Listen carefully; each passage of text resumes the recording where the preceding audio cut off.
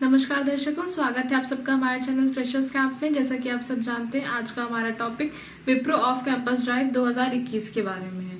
अगर आपने हमारे चैनल को अब तक सब्सक्राइब नहीं किया है तो नीचे सब्सक्राइब बटन के साथ बेल आइकन भी दबा दें ताकि आपको हमारे चैनल से लेटेस्ट अपडेट्स मिलती रहे। जैसा कि आप जानते हैं, विप्रो एक बहुत ही रेप्यूटेड और साथ ही साथ एक बहुत ही अच्छी स्टैब्लिश कंपनी है। ये हर साल अपने नए नए रिक्रूटमेंट्स करती है, जिसमें वो फ्रेशर्स और एक्सपीरियंस दोनों लोगों को अप्लाई करने का मौका देती है। विप्रो 2021 का भी एप्लीकेशन रिलीज हो चुका है।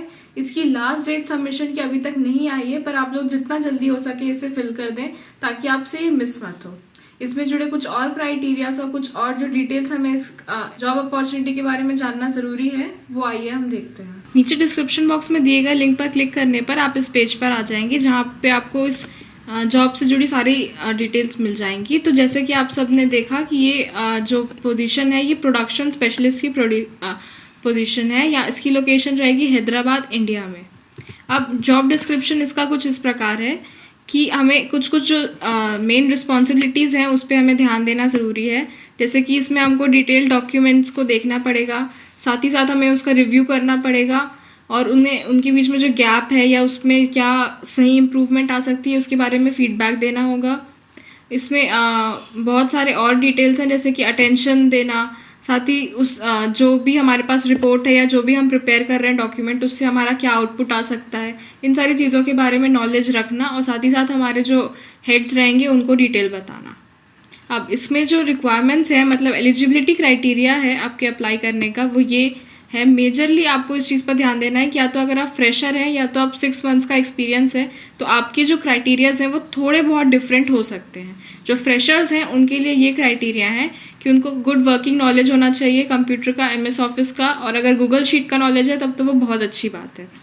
उनको अच्छी क्लाइंट मैनेजमेंट स्किल्स पता होनी चाहिए, साथ ही साथ उनको अच्छी तरह से लीडरशिपली हैंडल करना आना चाहिए। अगर कोई कम्युनिकेशन है या फिर आपको वो असाइन करते हैं किसी मीटिंग को हेड करने के लिए, तो आप में वो स्किल्स होने चाहिए कि आप अपना प्रेजेंटेशन साथ ही साथ कम्युनिकेशन इतना इफेक्टिव रखें कि क्लाइंट आपकी बात को मानने को मजबूर हो जाए। वो अच्छे प्रेशर में में काम करने की एबिलिटी होनी ज़रूरी है। कहीं ऐसा मत हो कि आप बहुत प्रेशर में आके काम नहीं कर पा रहे हैं या फिर आप अंडर प्रेशर परफॉर्म कर रहे हैं। आपको क्लाइंट के ओरिएंटेशन के हिसाब से फ्लेक्सिबल होना चाहिए कि अगर वो बोल रहे हैं कि हमें ये चेंजेस चाहिए या वो किसी स्पेसिफिक टाइम पे ही अवेलेबल है, तो आपको उसके अकॉर्डिंग अपने आप को एडजस्ट करना होना चाहिए। आपका अच्छा एक्सपीरियंस होना चाहिए। आपकी रिटर्न और कम्युनिकेशन स्किल्स दोनों इंग्लिश में बहुत अच्छी होनी चाहिए।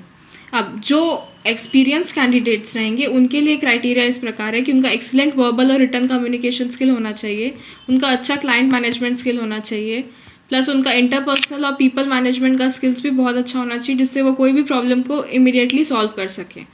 उनके अच्छे एनालिटिक्स होने चाहिए कि इसमें नंबर काउंटिंग में, रिपोर्टिंग में, इंटरनल एक्सटर्नल कस्टमर रिलेशंस में, इन सारी चीज़ों में। उनको अच्छा कस्टमर सर्विस स्किल्स को डेमोस्ट्रेट करना आना चाहिए। और साथ ही साथ आप लोग अगर एक्सपीरियंस है तो मेजरली वो इस चीज़ पे भी आपको हो सकता है प्रमोट करें कि आपका जो शिफ्ट्स रहेंगी वो सैटरडे संडे को भी रहें या फिर वो रोटेशन में चलती रहें, तो आपको उसके हिसाब से भी फ्लेक्सिबल होना ज़रूरी है। अब ये दोबारा से कुछ रिस्पॉन्सिबिलिटीज़ हैं जिनके बारे में आप डिटेल पढ़ सकते हैं वीडियो को पॉज करके, पर हम थोड़ा आगे चलते हैं। ये भी सेम टू सेम वही रिक्वायरमेंट्स के बारे में बताया गया है यहाँ पे, किस तरह से रिक्वायरमेंट्स होंगी। अब हम देखते हैं कि इसमें अप्लाई करने की प्रोसीजर किस प्रकार है। जब आप ये सारी डिटेल्स को पूरी तरह से रीड कर लेंगे और अपने माइंड को सेट कर लेंगे कि हाँ मैं एलिजिबल हूँ और साथ ही साथ मैं ये पोजीशन के लिए अप्लाई कर सकता हूँ, तब आप यहाँ पे अप्लाई पर क्लिक करेंगे। अप्लाई पर क्लिक करने के बाद आपको ये मेन पेज खुल जाएगा जहाँ से आपका एप्लीकेशन प्रोसेस शुरू हो जाएगा। यहाँ पे आपको सबसे पहले अपना ईमेल एड्रेस डालना है ताकि आप उसमें लॉगिन कर सकें। तो ये सारे नीचे की जो कुछ जानकारियाँ हैं इसे भी आप पढ़ सकते हैं, पर ये उतनी खास नहीं है, इसलिए हम इसके बारे में डिटेल में नहीं जाएंगे। पर अगर आप पढ़ना चाहें तो आप ज़रूर पढ़ सकते हैं अप्लाई करने के पहले। उसके बाद मैं नेक्स्ट करूँगी तो मेरा एप्लीकेशन खुल जाएगा। इस तरह से मेरा एप्लीकेशन ही खुल जाएगा। यहाँ पे आपको सारी अपनी डिटेल्स फिल कर देनी है, जिसमें आपको अपना CV फिल करना है, जो कि आप कहीं से भी कर सकते हैं। अपना लॉगिन ID पासवर्ड बनाना है। साथ ही साथ अगर आपकी किसी और सोशल मीडिया पे या फिर किसी और अकाउंट में आपका प्रोफाइल है जिसमें आपका अपडेटेड सारी जानकारियाँ आप डालते हैं और रेगुलरली अपडेट करते हैं, तो आप उसको भी यहाँ कनेक्ट कर सकते हैं। लिंक्डइन, फेसबुक, गूगल अकाउंट या फिर ये माइक्रोसॉफ्ट अकाउंट से। सारे चीज़ को लिंक कर सकते हैं, और अगर आप नहीं करना चाहें तो भी आप इसमें प्रोसीड कर सकते हैं। यहाँ पे आपको सारे लॉगिन की डिटेल्स दिए गए हैं। यहाँ पे आपको इन्फॉर्मेशन एंटर करनी है, अपना नाम, email address, phone numbers, address, कहाँ पे रहते हैं, कैसे रहते हैं, कौन सा स्टेट है, सिटी है। साथ ही साथ आप इसके पहले भी क्या विप्रो में नौकरी कर चुके हैं, और अगर कर चुके हैं तो उसका आपका एम्प्लॉयर आईडी आपको डालना पड़ेगा, अपनी बर्थ डेट, और आपने इसके बारे में कहाँ से सुना।